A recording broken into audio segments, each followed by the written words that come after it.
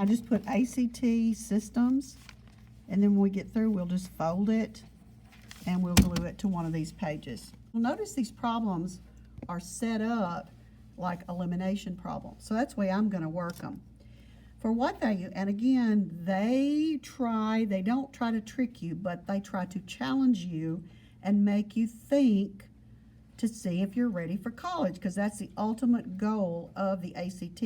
And it's not even, it's like, as a high school student, are you ready for your freshman year of college? How successful will you be? And that's some of the things that Dr. Phillips tells you in his workshop. These are all from different tests. Even though they're numbered weird, this is out of a book that I have that numbers them continuously, not just 1 to 60, 1 to 60. So, but they are true ACT problems.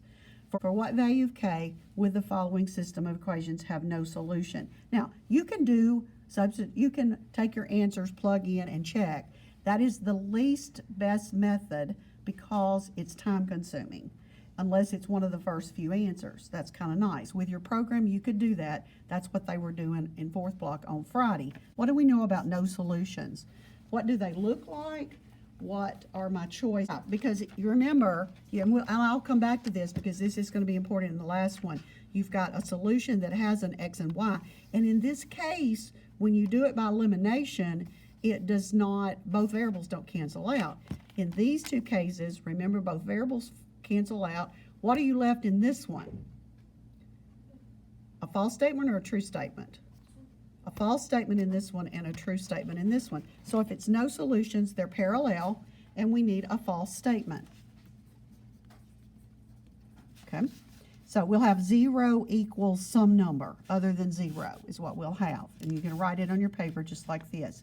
So if I'm going to do this by elimination, I can't do anything with this one because I don't know what k is. That's what we're trying to solve. But I can do my x's, yes? What can I do to the top equation to get rid of my x's? 3? Negative 3. Now if you do 3, you'd have to subtract. It gets a little messy. I think adding is the easiest. Negative 9x plus 12y equals negative 21.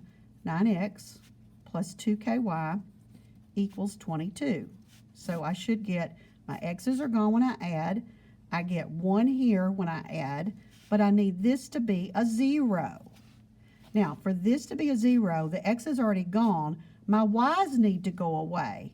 So what has to be true? Now listen to my question. What would have to be here like this? 12y blank y. What has to be right here to make that add up to 0? A negative 12. So 2k would have to be negative 12, so k would have to be negative 6. So those are the ones Friday that were guessing and check, put them in and try them, lucked up pretty quick because it was the second one. You'll always have 5 choices in math, 4 in everything else, and they're always in numerical order from smallest to largest. Second one, so what's going to happen, and I just pulled, you would only have 1 of these on a test. I don't think you would ever have 2 of them, but infinite. So what's going to happen here? We should get what kind of statement? A true statement, so it will be 0 equals 0. Again, both variables have to go away. So what would I need to do? Notice your k's in a little bit place. So you could actually do your x's or y's here. So what do I need to multiply the top one by to get rid of my x's or y's? Okay, you say that with a question mark. Really? Are you sure? I know, it's a rainy Monday, so it's a little tricky. But you've got negative 20x plus 8y equals negative 36. Looks good, pretty good to me, Emma. So you've got 20x minus 8y equals 9k. You get the gist of it? 0 equals 0 is what I need. So what does 9k have to equal?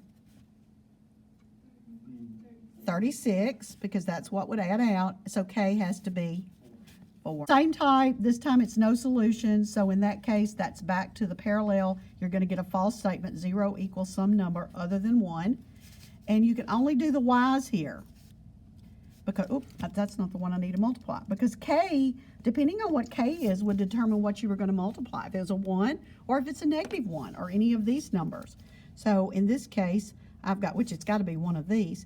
In this case, I need to multiply this one by what? negative 2, because I need that to be a positive 4. 5kx, just like number, the other 83, minus, and surprisingly, sometimes they're in the same place on the ACT. 4. It's never trying to stump you. They don't mind telling you what type of problems are going to be on there. And obviously they are getting more and more STEM related, more and more word problems. So we know the y's are gone, and we know we get a negative 2 here, and we need a 0. So what does 5k have to be? What's got to be in front of that x for these to add out? Now that's your k, but 5k would be 20. And now I'm like you. On the ACT, you're not going to do all of this. You're just going to probably do that first part and write that, if you even write that down, and see, is it 4 or negative 4? And it ends up being the 4. And trial and error is sometimes good, where you try one and you see, well, like the negative 4 almost works, so is the 4. Sometimes you can eliminate answers, and that kind of helps you too. Now, most people hate problems that have no numbers in them. This is an awesome problem that looks so hard.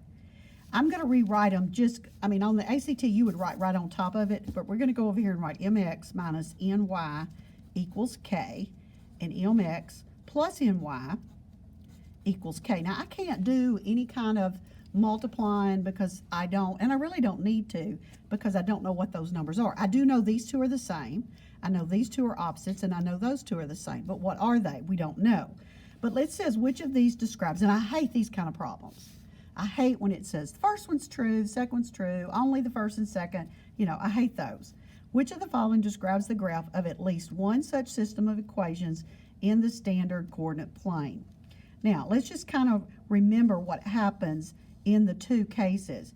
If you're going to do, and really it is, it's either the x and y answer, which is this one, they're going to cross at an x and y, or it's going to be a single line is going to be infinite solutions, and two parallel lines is going to be no solutions. So in this case, both variables cancel. Both x, y add out. But in this one, they do not. So you're going to get an x or you're going to get a y. Because if both variables add out, it's going to either be what we've done up there at the top. No solutions, which is this one, or infinite, if you want to write that on. Infinite solutions, no solutions. So I put a line under them, I add them. What's going to happen? The y's are going to go away. Is there any way that the x's would go away? If one of them originally had been negative, and if one of them had been negative, you would have 0 equals some number, and in that case, it would be, the only trick is k 0, and you wouldn't know that unless it told you, and it doesn't tell us that. But when only one variable goes away, I mean, you can write this on your paper. You're not going to spend this much time with it on the ACT, because you've got 1mx plus 1mx, 1k plus 1k, but the main thing is, it's going to have an x answer, whether that answer is 1/2 or 2/3 or whatever. And if it's going to have an x, it's going to have a y, therefore they have to intersect, and it can only be 2.